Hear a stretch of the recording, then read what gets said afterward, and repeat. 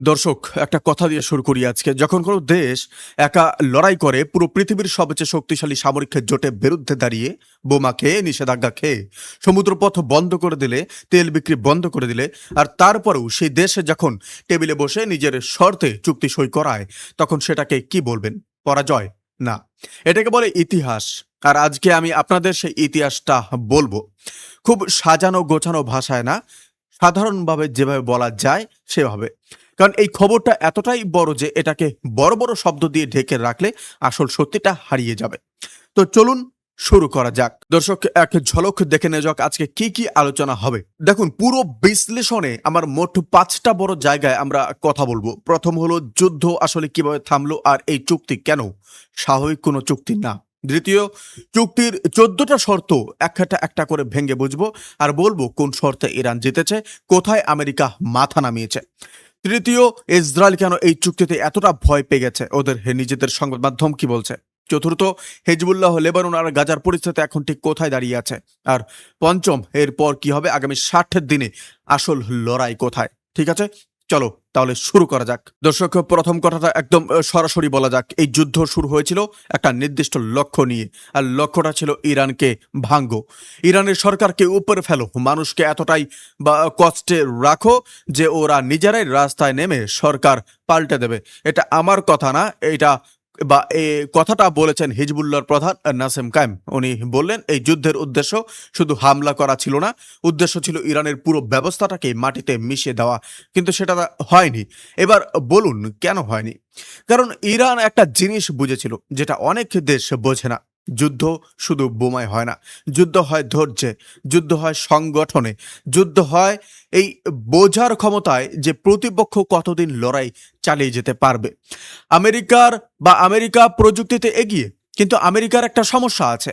আমেরিকার ভেতরে রাজনীতি আছে, আমেরিকার মানুষ আছে যারা এই যুদ্ধের খরচ নিয়ে প্রশ্ন তোলে। আমেরিকার বাজার আছে যেটা তেলের দাম বাড়লে ক্ষতিগ্রস্ত হয়, আর ইরান সেই জায়গাটাই ধরেছে। হরমুজ প্রণালী বন্ধ করে দিয়ে ইরান একটাই কাজ করেছে, বিশ্বের তেলের সরবরাহ লাইনে হাত দিয়েছে। এটা ছিল ইরানের সবচেয়ে বড় অস্ত্র, বোমা না, ক্ষেপণাস্ত্র না, একটা সংকীর্ণ সমুদ্র পথ। আর সেই পথ বন্ধ করেই ইরান আমেরিকাকে টেবিলে আনতে বাধ্য করলো। এখন বুঝুন, এই চুক্তি সাধারণ কোনো যুদ্ধবিরতি না, এটা একটা বার্তা। বার্তাটা হলো পৃথিবীর সবচেয়ে শক্তিশালী দেশও যদি ভুল কারণে যুদ্ধ শুরু করে তাহলে সে ক্লান্ত হয়। ইরান ক্লান্ত হয়নি। দর্শক, নেক্সট আপডেটে আসি। ১৪টা শর্ত একটা একটা করে বুঝে নেওয়া যাক কি কি আছে। দর্শক, এই চুক্তিতে ১৪টা শর্ত আছে, কিন্তু আমি সব বা ১৪টা সমান গুরুত্বে বলবো না, কারণ সবগুলো সমান না। কিছু শর্ত আছে যেগুলো পড়লেই বোঝা যায় কে জিতেছে। তো চলুন শুরু করি। দেখুন, শর্ত ১ নম্বর, সব মোর্চায় লড়াই বন্ধ। প্রথম শর্তই হলো ইরান, আমেরিকা আর তাদের সাথে থাকা সব দেশ সব জায়গায় একসাথে সামরিক কার্যক্রম বন্ধ করবে। লেবাননের মোর্চায়ও এর মধ্যে আছে। এখন এটা শুনতে সাধারণ লাগছে, কিন্তু এখানে একটা জিনিস লুকিয়ে আছে। লেবানন মানে হলো হিজবুল্লাহ, আর হিজবুল্লাহকে যুদ্ধবিরতিতে আনা মানে ইসরায়েলের উত্তর সীমান্তে চাপ কমানো। কিন্তু একই সাথে এটা মানে হিজবুল্লাহকে এই চুক্তির ছাতার নিচে স্বীকৃতি দেওয়া। নীতিনাদু এখানেই ফেসেছেন, কারণ ইসরায়েল চেয়েছিল হিজবুল্লাহকে সম্পূর্ণ ধ্বংস করতে, কিন্তু এই চুক্তিতে লেবাননের স্বাধীনতা এবং সীমানার প্রতি শ্রদ্ধার কথা বলা হয়েছে। আমার কথা হলো, ইরান এক চালেই দুটো কাজ করেছে, নিজে যুদ্ধ থেকে বেরিয়েছে আর হিজবুল্লাহকেও রক্ষা করেছে। বন্ধুরা, শর্ত ২, একে অপরের রাষ্ট্র সীমা ও সরকারের প্রতি শ্রদ্ধা। এটা দেখতে কূটনৈতিক ভাষার মতো লাগছে, কিন্তু এর মানে অনেক অনেক গভীর। আমেরিকা দশকের পর দশক ধরে ইরানের ভেতরে সরকার পরিবর্তনের চেষ্টা করছে, গোপন অর্থ দিয়েছে, গোপনে সংগঠন তৈরি করেছে, নানা কারসাজি করেছে। এই শর্তটা মানে আমেরিকা এখন কাগজে লিখে স্বীকার করলো যে ইরানের অভ্যন্তরীণ বিষয় হস্তক্ষেপ করবে না। এটা ছোট শর্ত না, এটা একটা ঐতিহাসিক স্বীকারোক্তি। দর্শক, শর্ত নাম্বার ৩, ৬০ দিনে চূড়ান্ত চুক্তি। তৃতীয় শর্ত হলো ৬০ দিনের মধ্যে পূর্ণাঙ্গ চুক্তিতে পৌঁছানোর চেষ্টা হবে। দুপক্ষ রাজি হলে সময় বাড়ানো যাবে। এখানে ইরান একটা চতুর কাজ করেছে। এই ৬০ দিনের মধ্যে পরমাণু কর্মসূচি, নিষেধাজ্ঞা, জমানো সম্পদ, এই সব বড় বিষয় নিয়ে আলোচনা হয়েছে। মানে ইরান প্রথমে সুবিধাগুলো নিয়ে নিয়েছে, সমুদ্রপথ খুলে গেছে, অবরোধ উঠেছে, তেল রপ্তানি শুরু হচ্ছে, আর কঠিন প্রশ্নগুলো পরে আলোচনার জন্য রাখা হয়েছে। এটাকে দুর্বলতা না, এটা কৌশল। দর্শক, চতুর্থ শর্ত, নৌ অবরোধ উঠবে, সেনা সরবে। এবার আসুন সেই শর্তে যেটা পড়ে আমার মনে হলো এটা দেখতে হবে ধীরে ধীরে। চতুর্থ শর্তে বলা হচ্ছে যে আমেরিকা তৎক্ষণাৎ ইরানের বিরুদ্ধে আরোপিত নৌ অবরোধ সরানো শুরু করবে, 30 দিনের মধ্যে সম্পূর্ণ তুলে নেবে। আর চূড়ান্ত চুক্তির পর আমেরিকার সামরিক বাহিনী ইরানের আশেপাশ থেকে পিছিয়ে যাবে।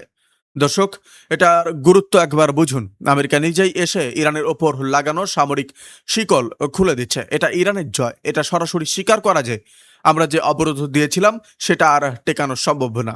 আমি বলি, এই একটা শর্তই যথেষ্ট ছিল বুঝতে যে কে কাকে বা যে কে হেরেছে। দর্শক, পঞ্চম শর্ত আরো মজার।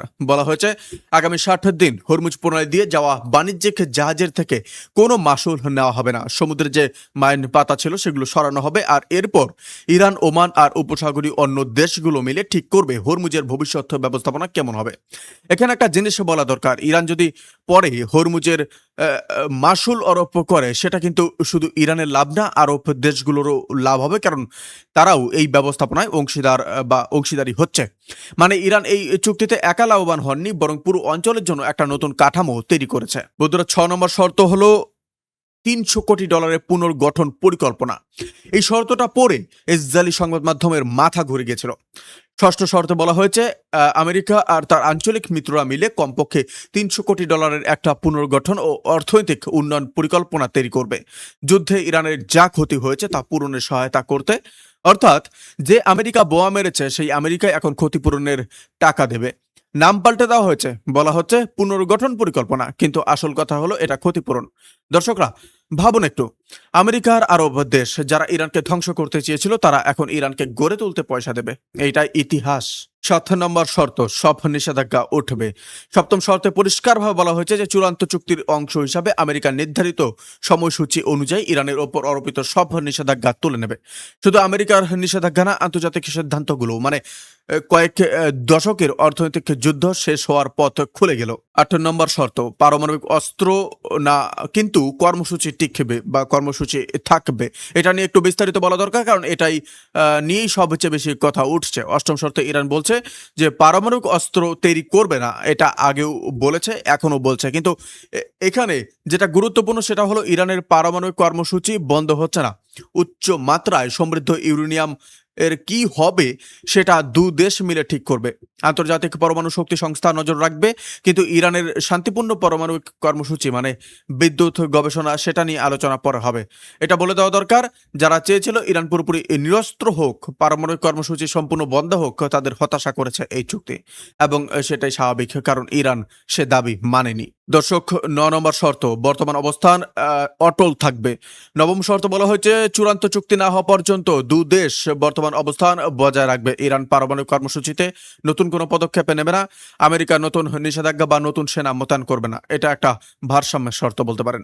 দশম শর্ত, তেল রপ্তানির ছাড়পত্র। দশম শর্তটা ইরানের অর্থনীতির জন্য সবচেয়ে তাৎক্ষণিক স্বস্তির খবর। এই চুক্তি কার্যকর হওয়ার সাথে সাথে আমেরিকা ইরানকে অপরিশোধিত তেল, পেট্রোলিয়াম পণ্য এবং সংশ্লিষ্ট পরিষেবা রপ্তানির অনুমতি দেওয়ার জন্য প্রয়োজনীয় অনুমোদন জারি করবে। ব্যাংকিং, বীমা, পরিবহন, সব পরিষেবা।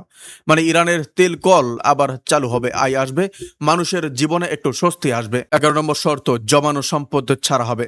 11 নম্বর শর্তে বলা হয়েছে যে আমেরিকা ইরানের জমানো অর্থ ব্যবহারের সুযোগ দেবে। এই অর্থ কিভাবে ছাড়া হবে সেটা আলোচনায় ঠিক হবে। এই জমানো অর্থের পরিমাণ কোটি কোটি ডলার। এতদিন সেটা বরফের মতো জমেছিল, এখন সেটা গলতে শুরু করবে। দর্শক, শেষ দুটি শর্ত, 12 নম্বর, 13 এবং 14, তিনটে শর্ত নজরদারি, আলোচনা, রাষ্ট্রসংঘের অনুমোদন। বাকি তিনটে শর্ত একের সাথে আপনাদেরকে জানিয়ে দিই। একটা পর্যবেক্ষণ ব্যবস্থা তৈরি হবে যা চুক্তির পালন নজর রাখবে। প্রাথমিক পদক্ষেপগুলো কার্যকর হওয়ার পর চূড়ান্ত চুক্তির সরকারি আলোচনা শুরু হবে। আর চূড়ান্ত চুক্তি হলে রাষ্ট্রসংঘের নিরাপত্তা পরিষদে সেটা আন্তর্জাতিক অনুমোদন পাবে। এখানে একটা কথা বলা দরকার, রাষ্ট্রসংঘের নিরাপত্তা পরিষদের রাশিয়া আছে, চীন আছে। এই দুই দেশের সম্মতি ছাড়া কোনো বড় প্রস্তাব পাস হয় না, এবং এই দুই দেশ ইরানের পক্ষে। মানে চুক্তি চূড়ান্ত স্বীকৃতির ধাপে রাশিয়া আর চীনের ভূমিকা থাকবে। এটাকে কাকতালীয় আমার মনে হয় না। দর্শক, ইসরায়েল কেন কাঁপছে? এই চুক্তি পড়ে ইসরায়েলের নিজস্ব একটি সংবাদ মাধ্যম একটা কথা লিখেছে, যেটা আমি কখনো ভুলবো না। তারা লিখেছে এই চুক্তির পূর্ণাঙ্গ লেখা সামনে এসেছে এবং এটা আমাদের আশার চেয়েও খারাপ।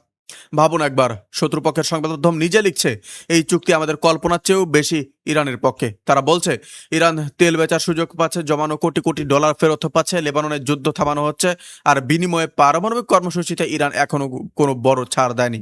এই কথাটা ইসরায়েলি সংবাদ মাধ্যমের, ইরানের কোনো সমর্থকের না। আর আরেকটা কথা বলছে তারা, আমেরিকার সরকার কয়েকদিন ধরে যে খসড়ার কথা বেরিয়েছিল সেটাকে মিথ্যে বলে উড়িয়ে দিচ্ছিল, কিন্তু যখন আসল চুক্তি ভাষা প্রকাশ হলো তখন দেখা গেল আগের খসড়ায় সত্যি ছিল। মানে আমেরিকা নিজেই মিথ্যে বলেছিল, আর এখন সেই সত্য বেরিয়ে পড়েছে। ইসরায়েলের সবচেয়ে বড় ভয় এখন একটাই, ইরানের সাথে এই চুক্তি হয়ে গেলে গাজার ব্যাপারে আন্তর্জাতিক চাপ আরও বাড়বে। কারণ ইরানের সাথে শান্তি হলে পুরো দুনিয়ার মনোযোগ এখন সরাসরি গাজার দিকে যাবে। রীতিমতো রাজনীতির যুদ্ধের ওপর দাঁড়িয়ে আছে। যুদ্ধ থাকলে আদালতের সামনে হাজির হতে হয় না, যুদ্ধ থাকলে সরকার টেকানো সহজ, কিন্তু ইরানের মোর্চা ঠান্ডা হয়ে গেলে গাজা নিয়ে আরও চাপ বাড়বে। এটাই নীতিনাদুর আসল সমস্যা। হিজবুল্লাহ, লেবানন আর গাজা। দর্শক, হিজবুল্লাহর প্রধান নাইম কাসেম এই চুক্তিকে স্বাগত জানিয়ে বলেছেন, যুদ্ধের সময় হিজবুল্লাহ প্রতিদিন গড়ে 30টি করে সামরিক অভিযান চালিয়েছে, মোট 30,100-ও বেশি অভিযান। এই সংখ্যাটা একবার ভাবুন, প্রতিদিন 30টা অভিযান কয়েক সপ্তাহ ধরে। আর লেবানন, যে লেবানন কার্যত ধ্বংসস্তূপে পরিণত হয়েছে, সেই লেবাননের স্বীকৃতি এই চুক্তিতে আছে। ইরান নিজে চেয়েছিল লেবানন যেন বাদ না পড়ে, কিন্তু গাজার কথা বলতে গেলে গলাটা ভারী হয়ে আসে। এই চুক্তিতে গাজা নেই, আর তার ফলে কি হচ্ছে, ইসরায়েলি বাহিনী গাজার পূর্বাঞ্চলে নিজেদের দখলের সীমা আরও বাড়াচ্ছে, যাকে তারা হলুদ রেখা বলে। আর সেই রেখা এখন পশ্চিম দিকে আরও এগিয়ে নিয়ে যাচ্ছে। তুফাহ সহ বেশ কয়েকটি এলাকায় বসবাসকারী ফিলিস্তিনি পরিবারগুলো আবারও ঘর ছাড়তে বাধ্য হচ্ছে। এই মানুষগুলো যেখানে ছিল সেটাকে তারা নিরাপদ মনে করত, কিন্তু এখন সেটাও ইসরায়েলের নতুন সামরিক বাফার অঞ্চল হয়ে যাচ্ছে। আমি একটা কথা বলতে চাই, মধ্যপ্রাচ্যের যুদ্ধ থামার কথা হচ্ছে, বড় চুক্তি হচ্ছে, শিরোনামে শান্তির কথা লেখা হচ্ছে, কিন্তু গাজার মানুষ এখনো ঘর ছাড়ছে। এই স্ববিরোধিতাকে ভুলে যাওয়া যাবে না। এরপর কি হবে দর্শক? এই চুক্তি একটা শুরু, শেষ না। পাকিস্তান জানিয়েছে এই সমঝোতাপত্র ইলেকট্রনিক পদ্ধতিতে সই হয়ে কার্যকর হয়ে গেছে, আর শীঘ্রই সুইজারল্যান্ডে একটা আনুষ্ঠানিক অনুষ্ঠানে ইরান, আমেরিকা, পাকিস্তান আর কাতার সহ মধ্যস্থতাকারী দেশগুলোর উপস্থিতিতে একটা আনুষ্ঠানিকভাবে সই করা হবে। কিন্তু আসল লড়াই শুরু হবে তারপর, কারণ সেদিন থেকে প্রযুক্তিগত স্তরের আলোচনা শুরু হবে। পারমাণবিক কর্মসূচি, নিষেধাজ্ঞা প্রত্যাহার, জমানো সম্পদ, ইউরেনিয়াম পরিদর্শন, এই সব কঠিন বিষয়ে 60 দিন আলোচনা চলবে। এখানে একটা সত্য কথা বলতে চাই, 60 দিনে সব মিটবে এমন ভাবার কোনো কারণ নেই। এই আলোচনা দীর্ঘ হবে, কঠিন হবে। ইরান বলছে সই করা সহজ ছিল, কিন্তু চুক্তি মানানো কঠিন। আমেরিকা যদি পিছিয়ে যায়, ইরানও পিছিয়ে যাবে, এটা সতর্ক বার্তা। রাশিয়া এবং চীনের ভূমিকা এখানে গুরুত্বপূর্ণ হবে, কারণ রাষ্ট্রসংঘের নিরাপত্তা পরিষদে চূড়ান্ত স্বীকৃতির সময় এই দুই দেশের মূল ভূমিকায় থাকবে। দর্শক, শেষে একটাই কথা বলবো, ইতিহাস কখনো শুধু বোমা দিয়ে লেখা হয় না। ইতিহাস লেখা হয় সেই মুহূর্তে যখন একটা দেশ পুরো পৃথিবীর চাপের মুখে দাঁড়িয়ে বলে, আমি আমার শর্তে বাঁচবো। ইরান সেই কথাটা বলেছে। আর আজকে টেবিলের ওপারে যে দেশটা বসেছে সেই দেশটার নাম আমেরিকা, যে দেশ দশকের পর দশক ইরানকে ভাঙতে চেয়েছে, কিন্তু ইরান ভাঙেনি। এটাই আজকের সবচেয়ে বড় কথা। তবে মনে রাখবেন, গাজা তখনও জ্বলছে, ফিলিস্তিনিরা তখনও ঘর ছাড়ছে, আর যতক্ষণ সেটা চলবে ততক্ষণ কোনো শান্তির উদযাপন সম্পূর্ণ হয় না। এই দুটো সত্যিকে একের সাথে মনে রাখবেন। অনেক ধন্যবাদ দর্শকরা শেষ পর্যন্ত এই ভিডিওটাকে দেখার জন্য। এই ছোট্ট ভাইকে অবশ্যই সাপোর্ট করবেন। বিশ্লেষণটা ভালো লাগলে অবশ্যই কমেন্ট বক্সে জানাবেন আপনাদের মূল্যবান মতামত। ধন্যবাদ শেষ পর্যন্ত দেখার জন্য। আপনি কোথা থেকে দেখছেন অবশ্যই জানাবেন।